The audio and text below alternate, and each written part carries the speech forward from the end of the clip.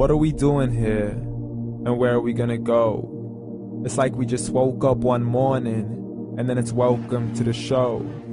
Don't ask any questions, just go with the flow. Make as much money as you can, and try your best not to get broke. Copy everything you see on the TV, from the hairstyles to the clothes, and don't think too often, just do exactly as you're told. And if you ever get confused, then just turn towards the alcohol. You'll still hear your thoughts, then just turn up the radio as you learn to live a lifestyle of drugs, sex, and rock and roll.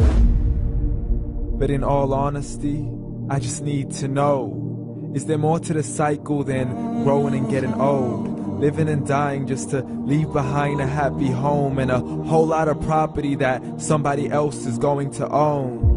I just really need to know before the casket's closed, 'cause I'm not willing to gamble with my soul, nor am I ready to take any chances. These are just simple life questions, and I'm just searching for some answers.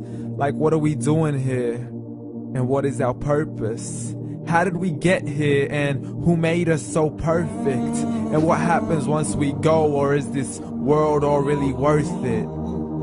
Questions we don't answer because apparently we don't really have to. There's no purpose to this life and our existence is merely natural. Then in that case, please let me ask you, did you create yourself, or was it somebody else who had fashioned you? 'Cause you're a being that's impeccable, faultless and unparalleled. You're a product of supreme intelligence, and I'm merely being rational. For there isn't a camera on this earth that can come close to the human eye, nor a computer that can compete alongside the human mind. And if the whole world was to come together, we wouldn't be able to create a single fly. So many signs, yet we still deny. As science tries to justify that all this could come from none, when it's a simple sum. 0 plus 0 plus 0 cannot possibly ever give you 1. So from where did all this order come? For everything has its origins, a maker, a creator of its own. I mean, the only reason you're watching this video is because somebody had to press upload, so we can believe in the Big Bang, but I'd rather believe in He who caused it to explode.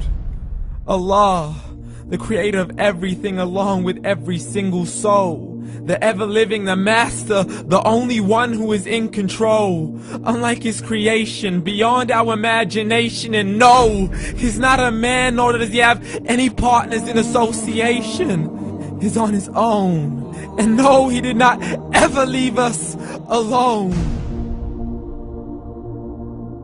Just like every manufacturer, he left us with an instruction manual. The Quran and Islam, and I'm sorry to jump to conclusions, but it's the only one possible.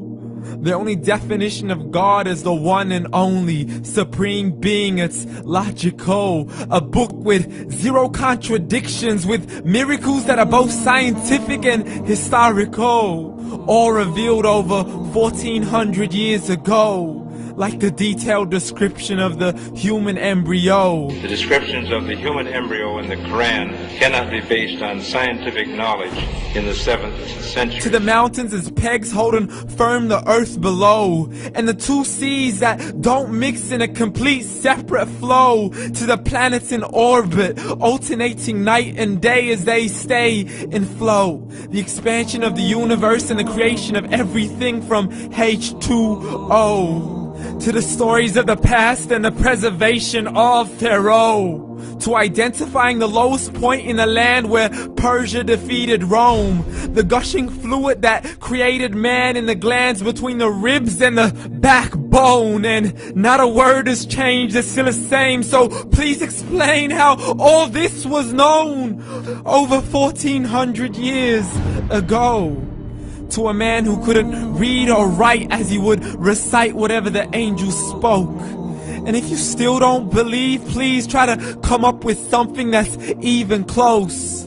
But you can't, so we took God as a mockery and his messengers as a joke. Muhammad could not read or write.